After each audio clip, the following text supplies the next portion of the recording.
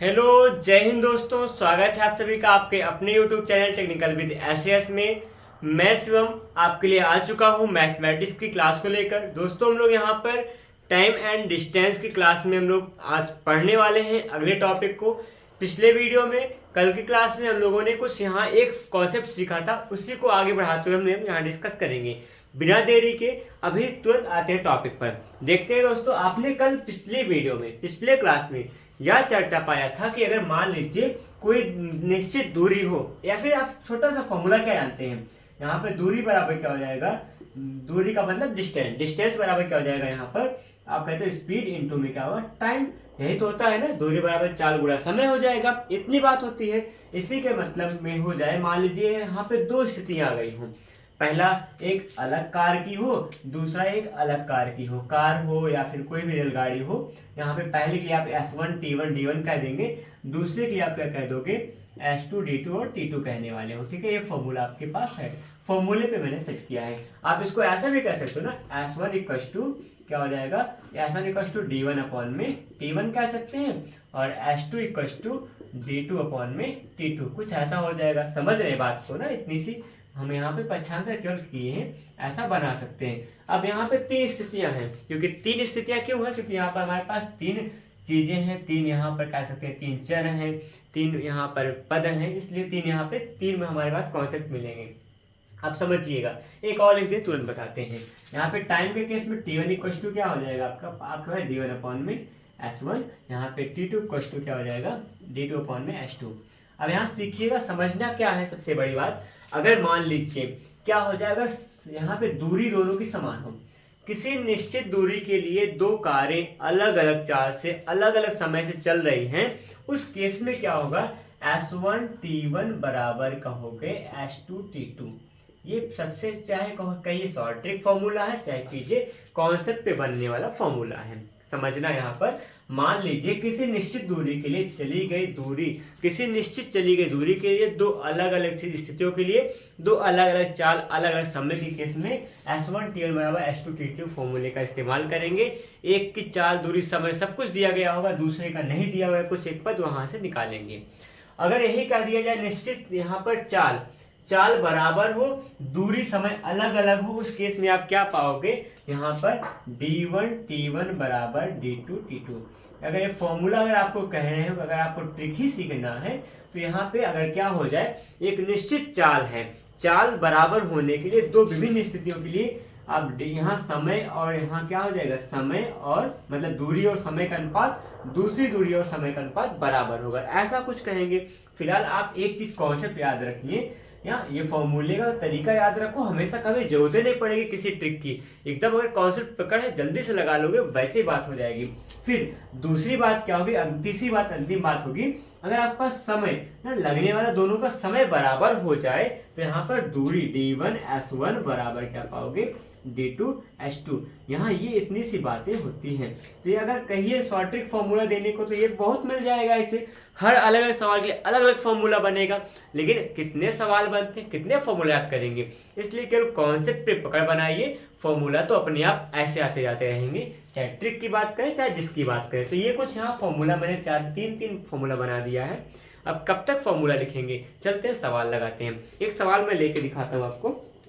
Question आपके पास ये है कि एक साइकिल 4 घंटे में 14 किलोमीटर प्रति घंटे की चाल से 56 किलोमीटर दूरी तय करती है, उतने ही समय में यदि वह अपनी चाल 7 किलोमीटर प्रति घंटा बढ़ा दे तो वह कितनी दूरी तय करेगी। ये छोटी सी बात यहाँ कही गई है। मैं क्या करने वाला हूँ, सवाल को लिखूंगा और सवाल लिखकर फिर आपको सॉल्व कराऊंगा। पहले सबको पहले हटा देते हैं, ठीक है। अगर आपको लिखना हो तो आप लिख लीजिए, आपका पूरा खाली है, मतलब पूरा आपका व्हाइट बोर्ड में, चाहे स्क्रीनशॉट लीजिए चाहे कुछ भी कीजिए। मैं हट गया हूँ, देखते हैं। अगर आगे बढ़े तो आगे मैं सवाल लेकर आऊंगा आपके लिए, उस सवाल को आप लगाओगे, ठीक है। देखते हैं, तो चलिए समझते हैं लोगों। हम लोग यहाँ पे सवाल को देखिएगा, यहाँ पर लिखा है एक साइकिल 4 घंटे में 14 किलोमीटर प्रति घंटे की चाल से 56 किलोमीटर की दूरी को तय करती है, और फिर कहा गया उतने ही समय में, है ना, उतने ही समय में क्या हो रहा है, समय का मान बदला नहीं, समय का मान समान है। अब वही फॉर्मूला लगाएंगे ना, T1 T2 का इसमें मान बराबर हो जाएगा। उस केस में क्या हो जाए, वो अपनी चाल 7 किलोमीटर प्रति घंटा बढ़ा दे तो कितना दूरी तय करेगा। यहाँ चाल जो था पहले वाला था उसमें 7 बढ़ाने पर तय की गई दूरी का मान निकालना है, समय का मान बराबर होगा ना। तो आप अगर आप जानते हैं तो यहाँ समय बराबर क्या हो जाएगा, समय बराबर आप कहते हो d1 दूरी बटा में आप चाल कहेंगे ना, d/s होगा।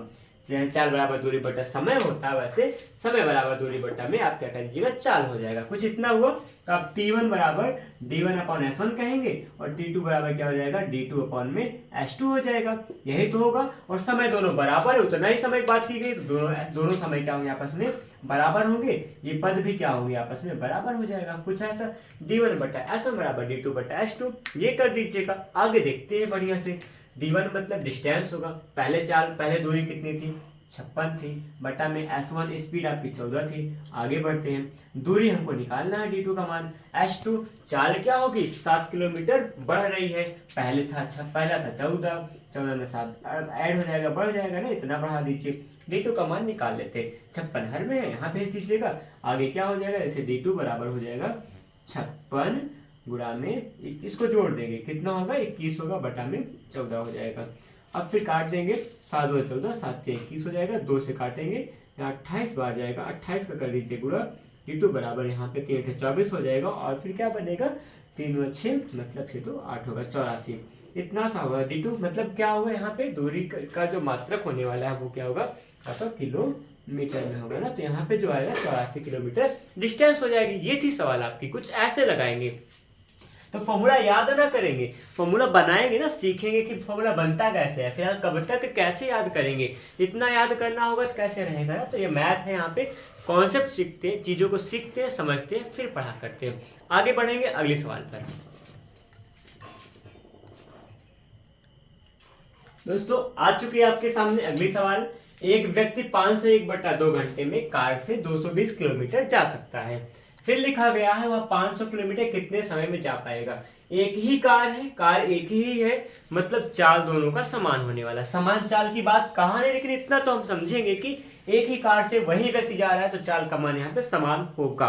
ठीक है, आगे क्या होगा, अगर इसका चाल का मान समान है मतलब स्पीड का मान समान होगा ना। चाल बराबर दूरी बटा समय होता है, तो आप फॉर्मूला क्या बनाएंगे, d1/t1 बराबर d2 बटा में t2, ये फॉर्मूला बनाने वाले हैं। ऐसा कुछ होगा ना। आप यहाँ पे बढ़ेंगे आगे, यहाँ पहले की दूरी क्या हो जाएगी, पहले की दूरी आपकी थी 220 किलोमीटर, बटा पहले का समय 5 2 10 1 11 बटा में 2 कर देंगे, बराबर यहाँ पे दूसरा दूरी कितना है, 5000 किलोमीटर है, 500 है सॉरी। उसके बाद फिर क्या लिखा गया, यहाँ पे अगला समय आपको निकालना है, हल कर लेंगे। यहाँ 11 करते 11 दूना 22, 2 बार जाएगा है ना, और फिर यहाँ 0 आया 20 बार जाएगा, 20 हो जाएगा। फिर आगे बढ़ेंगे, आप t2 यहाँ लाइएगा, t2 बराबर हो जाएगा 95 करना कुल मिलाकर 500 होगा यहाँ पे, बटा में ये हर का हर है ना, हर ऊपर जाए, हर का ऊपर जाएगा, 20 और 40 होगा, बटा में यहाँ पे 40 आ जाएगा।